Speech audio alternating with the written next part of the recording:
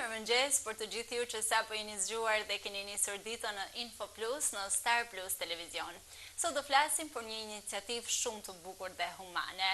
Ajo është fal doktor Omir Bushatit, i cili sjell në shtëpinë e të moshuarve në Shkodër një klinikë dentare për kujdesin e këtyre të moshuarve që janë pjesë në këtë shtëpi. Dhe kam sot nderin dhe kënaqësinë ta kem të ftuar në studio. Mirëmëngjes doktor, faleminderit që je sot për të ndarë së bashku këtë bisedë kaq të veçantë. Faleminderit edhe ju për ftesën. Doktor, si erdhi ideja të krijohej një klinik, një mini klinik dentare, ndoshta mund ta quajmë kështu, në shtëpinë e të moshuarve në Shkodër? Në fakt ishte lindi krejtësisht, pra shpeshherë ne jemi në atë përditshmërinë tonë me pacientët, me familjen, pra jemi shumë zënë, ka pacient të niveleve të ndryshme, le të themi, ka pacient nga jashtë, ka pacient shkodran, kështu që shpeshherë në femër, sidomos në Shkodër, të periudhat janar shkurt, kryesisht që kemi më tepër pacient shkodran që ka nevojë, ka pacient ose njerëz në nevojë që janë të shumtë. Kështu që ndonjëherë ne duke ecur përpara me teknologjinë ose me avancimet, shpeshherë ndoshta ato nuk arrin ta ndjekin me çmimet ose me ato që ne kërkojmë, dhe krijohet një farë bëshllëkut ose një farë keqardhje për disa që mund të jenë njerëzit tonë, mund të jenë komshit tanë. Kështu që gjithmonë kisha një farë pikpyetje se si mund të zgjidhej kjo pjesë. Dhe duke qenë se kisha një klinik, një kabinet dentar që ishte për shitje, thash mendova që nuk duhet ta shes këtë, kështu që mendova një mundësi si duhet ta bëj që t'ia ofroj komunitetit. Kështu që më lindi ideja që dhova një ditë rastisht me mikun tim, drejtorin e shtëpisë të moshuarve, kështu që e pyeta nëse ishte mundësia ose që ta vendosim një kabinet dentar aty, dhe ai tha jo vetëm që e kemi të nevojshme, por është si kush që ta kemi. Kështu që ne përshpejtuam punën sa më shpejt edhe nga nxitja e tij më tepër, kështu që u bë fakti kryer më një herë. Pra mbështetja e institucionit ishte e menjëhershme. Drejtori i institucionit ishte i gatshëm që të bashkëpunonte dhe të kishin një klinikë dentare. Drejtori i institucionit njihet për shumë gjëra që ka bërë. Një shumë human. Për atë institucion, kështu që ishte nxitja e tij që arritëm me shumë shpejtësi, pra që mundtum dhe ishte një ndihmë shumë e madhe që realizuam më shpejt. Kështu që jam shumë i kënaqur që e mundsuam këtë pjesë. Që ka një mbështetje të tillë dhe është gjysma e punës, besoj unë, kur ke një mbështetje dhe kur ke një krah ndihmës. Po të moshuarit, si e pritën? Një herë do u thonë, na ka dentisti këtu, kështu që ishte një diçka e çuditshme, ndoshta. Diçka e çuditshme që e pritën jashtëzakonisht mirë, pra asu nuk e dija që do të kishte këtë impakt ose këtë pritje nga natyra, kështu që aty u bë shumë qevi, sepse thjesht ndihma sa më e vogël, ose thjesht mbështetje, ose thjesht një buzëqeshje, një fjalë mirë me ta, ato presin shumë mirë, jo më ti dhurosh diçka, ti kesh një shërbim mjekësor që për ato mosha është sidomosdoshëm më shumë se sa gjithë shtresat e tjera. Doktor, mund na tregosh pak se si do të funksionojë? Atë e kam dhuruar, domethënë aty mund të punojnë kushdo. Domethënë këtë e kam bërë të qartë, ose e kam sugjeruar gjithë kolegëve të tjerë. Fillimisht unë do të pajis me ato mundësi që kam, pra një pjesë të materialeve, një pjesë të pajisjeve janë dhuruar tashmë. Kështu që klinika gjithmonë ka nevoja të vazhdueshme, sepse kostot e materialeve janë të larta. Institucioni ndoshta mundohet që ta mbulojë një pjesë të vogël, por kam pas mbështetjen edhe nga disa stomatologë të tjerë që më kanë shkruar, kanë ofruar mbështetjen e tyre, që të jenë ata prezent me stafin e tyre, me pjesën e tyre, sepse nga gjithë këto dentistë që jemi në Shkodër, qoftë një herë në 2 muaj, një herë në 3 muaj, po të jemi prezent. Besoj që mbulohet më sa janë. Do të ishte diçka shumë e bukur ndoshta edhe për të gjithë, jo vetëm puna që do të bëhet, por edhe feedbacku pozitiv që do të merrin. Kjo është një iniciativë që jo vetëm që shërben vetëm për shtëpinë e të moshuarve, por kjo besoj që shërben edhe një shembull i mirë që të jetë edhe për të tjerë, pra di që shumë tjerë mrapa kanë kërkuar numrin e drejtorit, kanë ofruar nga bizneset e tyre në mënyra të ndryshme që të rrinë sa më afër, kështu që gjithmonë një shembull i mirë nxit edhe të tjerë që të ofrojnë të njëjtën gjë, që të bëhemi paktën jo gjithë vitin, por pjesë të vitit bëhemi sa më human, me aq mundësi sa kemi. Sa krenar të bën të ndihesh, doktor, kjo pjesë? që jo vetëm që ke sjellë diçka shumë të bukur dhe ke marrë një feedback shumë pozitiv nga këtë të moshuar, por edhe pjesa tjetër që ti sapo e përmende, që ka pasur dhe biznesmen të tjerë që janë ofruar të kenë dhe të krijojnë ndihmën e tyre, ndoshta sado të vogël në shtëpinë e të moshuarve. Qëllimi i parë nuk ishte të mediatizohet, domethënë e morë një papritur që asu nuk e di. Gjërat e bukura ndoshta marrin një hovë tjetër. Por domethënë kënaqësia më e madhe është kur i dhuron dikujt ndoshta edhe kur tjerë nuk e dinë dhe kur e merr përshëndetjen e tyre, ose kur e merr urimin e tyre, ose kur të ndjen të lumtur, ose ndoshta mas shumë vitesh të urojnë për një punë që ke bërë. Kjo është një nga kënaqësitë më të mëdha se sa po të lexosh emrin tënd diku ose po të shikosh. Patjetër që po. Por edhe kënaqësi e dyfisht kur shikon të tjerë që janë ndoshta po ndjekin shembullin tënd, sepse është shembulli yt.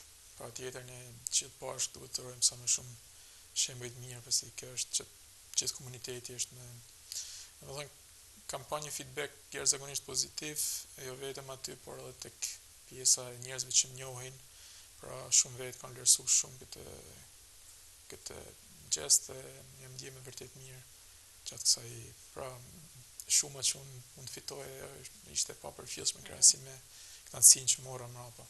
Doktor, sa të nevojshme kishin të moshuarit këtë klinikë?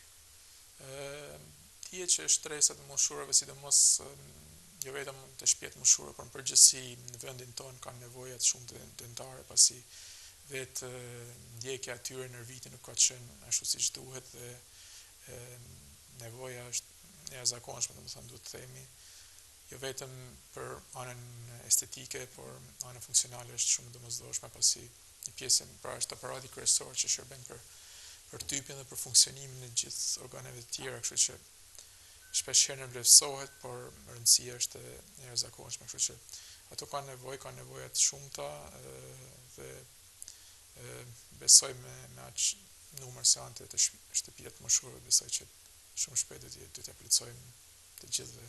Mund të bëjmë një thirrje edhe stomatologëve të tjerë që të bashkohen, të jenë pjesë ndoshta.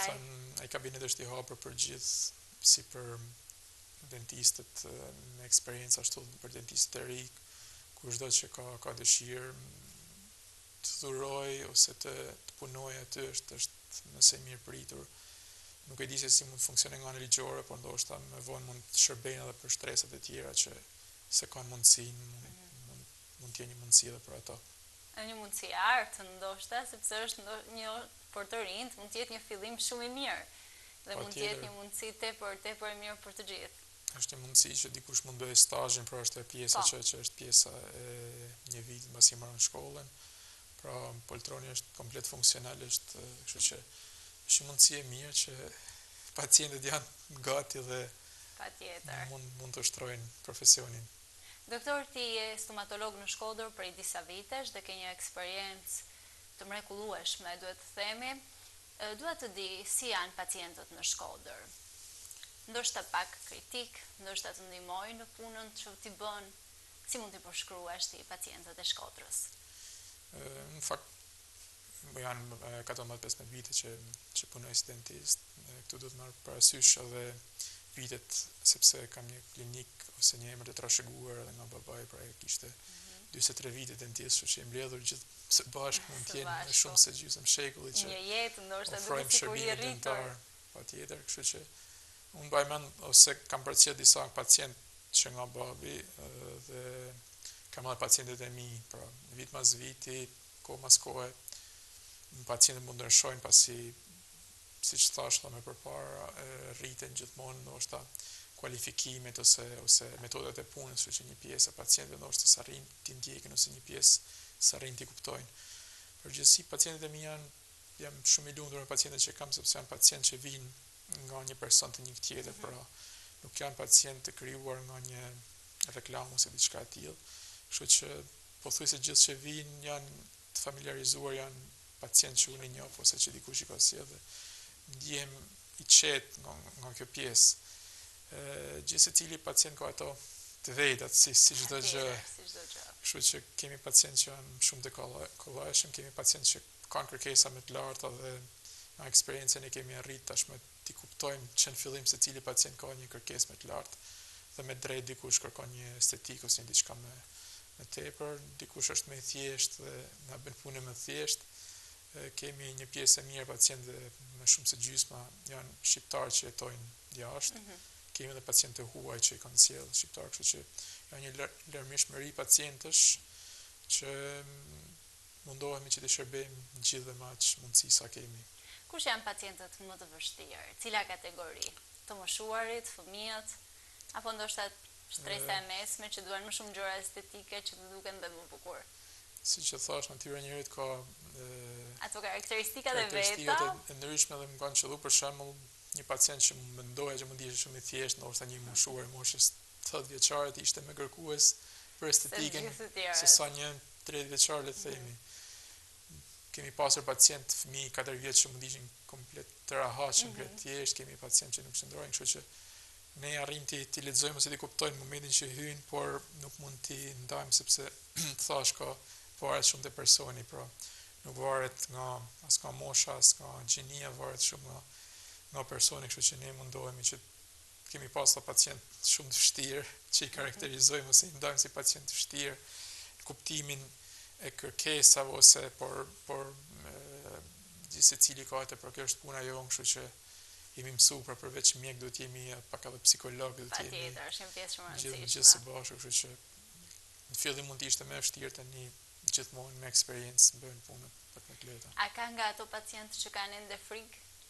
Që janë ndoshta në një moshë të caktuar, kanë arritur rreth ndoshta 40 vjeç dhe thonë që kanë frikë të shkojë tek dentisti? Unë kam dëgjuar shpesh herë raste të tilla. Pikërisht pacientët më të frikësuar janë pacientët 40 e sipër, pra 40 e sipër, sepse pra një pacient që ka pas trauma më përpara te dentisti dhe nga vetë koha më përpara që mpira nuk ka qenë ashtu siç kushtet kanë qenë, siç janë edhe sot, kështu që mund të kenë pas trauma nga fëmijëria dhe ato e mbartin atë traumë, dhe pacientët më të frikësuar janë realisht pacientët 40-50 e sipër, ato janë më të frikësuar që vinë tani, ndërsa kemi siç thash raste fëmijë 4 vjeç, 5 vjeç që janë rrim shumë qetë, bile ndonjëherë edhe flejnë, pra imagjino një fëmijë 4-5 vjeç vitet dentisti dhe të flejë, kështu që varet se si është ai impakti i parë, varet takimi i parë, dhe shpeshherë i them edhe prindve që nuk duhet të detyrojë me zori asnjëherë një fëmijë, pra gjithmonë duhet jetë i bindur, dhe nëse ti e bën një herë me zori, atëherë do të ketë traumë ose frikë për gjithë jetën. Ti përmendë pak më parë të huajt që vinë në Shqipëri, dhe është krijuar turizmi dentar në Shqipëri, të huaj që vinë sidomos shtetas italian që vinë në Shqipëri për të kryer shërbime dentare. Si mendon që po funksionon, si po ecën Shqipëria në këtë aspekt? Turizmi dentar kryesisht është fokusuar më tepër në Tiranë, pra kemi dy tip turizmi dentar. Kemi turizm dentar që e thrasin vetë pra me anë të call center ose diçka tillë që i ofrojnë, dhe është komplet klinika në dispozicion të tyre, dhe kemi edhe pacientë huaj që vinë vetë, pra referohen nga një shqiptar, nga një pacient tjetër i huaj, dhe ato vinë sepse vlerësojnë, si të themi, mjekun fillimisht. Unë mendoj që duhet jemi shumë të kujdesshëm me turizmin dentar, me aq sa shikoj unë përgjithësi, sepse ka marrë një trend dhe ka marrë një zhvillim jashtëzakonisht madh, por duhet bëhemi kujdes sepse vetë profesioni jonë është një bumerang, pra mund duket fillimisht që ka një sukses, por suksesi vërtet shikohet mas 3-4 vitesh, 5 vitesh. Kështu që duhet jemi sa më të kujdesshëm, sepse jo të gjithë klinikat me çfarë shikoj unë po bëjnë një punë ose po ofrojnë një shërbim ashtu siç është, pra mund duket një shërbim i mirë, por cilësia duhet të shikohet, sepse një punë e shpejt, shumë e shpejt me shumë dentist, ndoshta jo është kualifikuar, mund të sjell pasoja për më vonë që mund dëmtojë edhe shumë mjek tjerë që punojnë realisht mirë në Shqipëri dhe mund të paragjykohemi nga një pjesë që punojnë. Por kjo është një mundësi jashtëzakonisht e mirë që ka ardhur Shqipëri, sidomos edhe me linja të lira. Është një mundësi shumë e mirë ekonomike që jo më larg se të javë kisha disa pacientë huaj, një nga Londra, nga Italia, pra që janë pacientë që nuk i kam thirrë, pra me tipin e turizmit dentar call center, po vinë pacientë të referuar nga.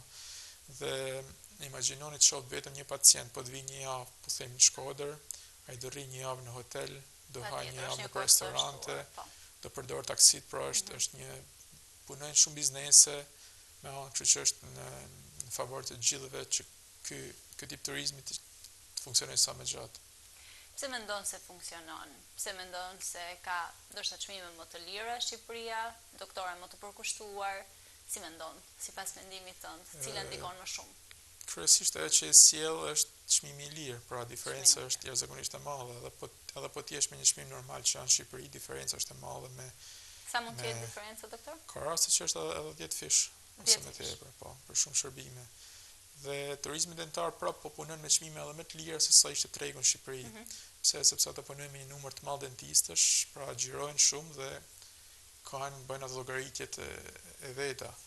Kështu që një pjesë të mirë kanë hyrë biznesmen që po hapin klinika dentare, për është kthyer në një formë biznesi, për këtë thënë që duhet jemi të kujdesshëm sepse një biznesmen nuk e kupton aq mirë, pra kupton shifrat, por nuk e kupton aq mirë se si funksionon kjo pjesë. Por ajo që i bën që të vinë, pavarësisht janë edhe klinikat një standard të lartë, janë shërbimi i shpejtë që dentistët shqiptar punojnë realisht me kohë të gjatë në krahasim me dentistët, pra i përkushtohen si dentistët, si laborantit, kështu që bëjnë një mund dalin edhe jashtë orareve, dhe kjo koha e shpejt, e çmimi i mirë, edhe shërbimi dentar që ka ardhur në rritje, le të themi, sepse teknologjia ka avancuar, dentistët shqiptar po studiojnë edhe më tepër, po ndjekin trajnime nga jashtë, kështu që cilësia është rritur, dhe gjitha këto bashk, pra edhe koha e shpejt, sepse shpesh herë jashtë ato presin me muaj të tërë, gjithë këto faktor bashk bëhen dhe i bën që ato të vinë, pra një pjesë e mirë e dentistëve që njoftë punojnë jashtëzakonisht mirë. Edhe në Shkodër, doktor? Patjetër. Funksionon në Shkodër? Sepse përmendëm në fillim që ti the në Tiranë është më e shtuar. Në Shkodër nuk e di eksaktësisht a funksionon me tipin e turizmit dentar, pra direkt thirrje nga ato dhe klinika në favor të turizmit dentar, por funksionon me pacientë që vinë për këtë qëllim. Kështu që unë them që të rrim këtij stilit, këtij që t'i ofrojmë gjithëve edhe pacientëve shqiptar, sepse shpeshherë themi turizm dentar që mendojnë pacientë të huaj, por ne punojmë mbi 50% ose edhe 70% të pacientëve tonë janë pacientë që jetojnë jashtë, që janë shqiptarë ose të huaj.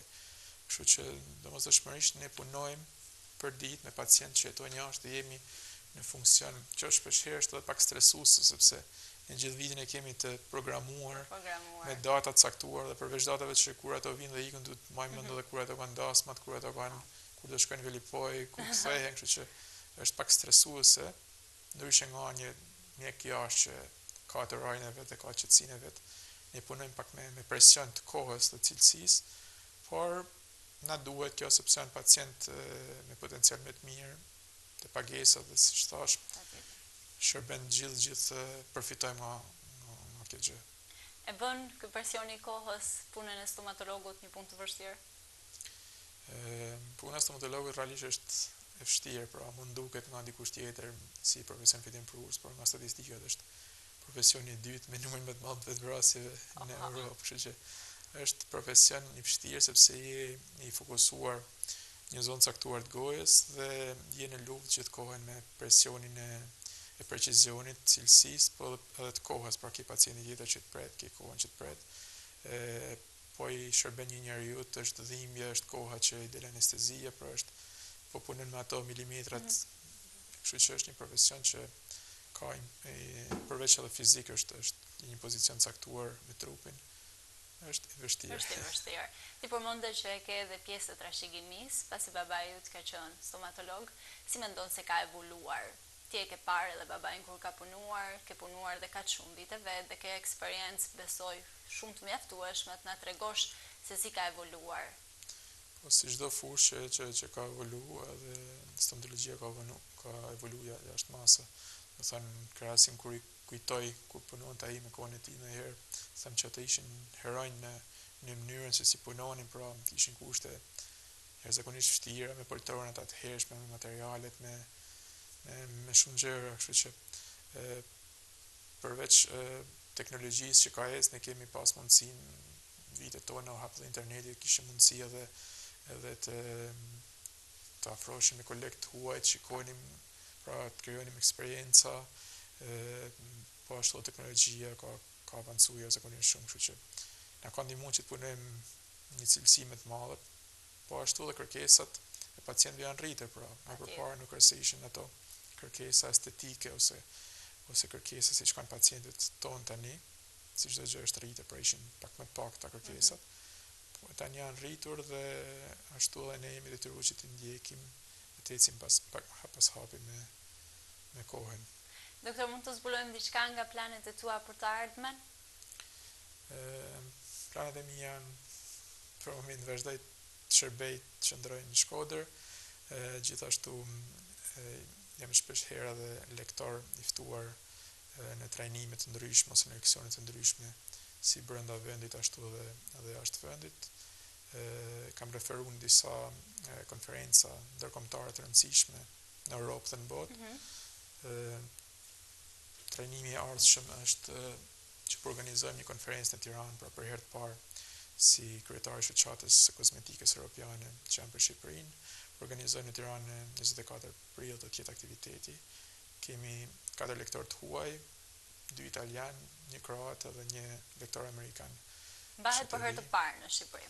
Bëhet për herë të parë këtë tip eventi, si deg e shoqatës europiane të kozmetikës, është një shoqatë e madhe gjithëpërfshirëse me persona të rëndësishëm në gjithë Europën dhe gjithë botën, që organizojmë aktivitete, pra konferenca mallore që organizojnë aktivitete një qytet të Europës vit mas viti, dhe po ashtu kemi detyrë që të organizojmë edhe për gjithë secilin shtet. Kështu që është një mundësi e mirë edhe për dentistët shqiptar që afrohen aty afër, jo vetëm të ndjekin trajnimet bashkëkohore nga dentistë shumë të njohur, por edhe të krijojnë atë mitësinë ose njohin ose lidhjet, sepse ndonjëherë një lidhje ose një takim i afërt krijon shumë më tepër mundësi se sa diçka që shikon nga larg. Po ashtu në maj do jemi ftuar si referues në një konferencë në Prag të Çekisë. Kemi një trajnim në Tiranë për implantologjinë, në Budapest do jemi vitin e ardhshëm, kështu që këto janë disa aktivitete jashtë klinikës. Reduktojnë kohën për të marrë me pacient, doktor, pjesa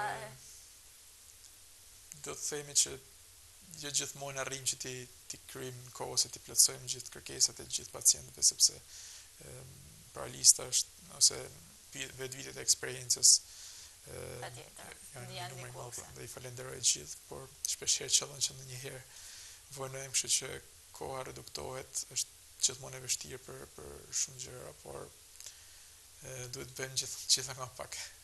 Doktor, të falenderoj shumë për këtë intervistë kaq të shkëndshme. Faleminderit që ishe me mua në studion e InfoPlus. Faleminderit dhe juve, kënaqësi.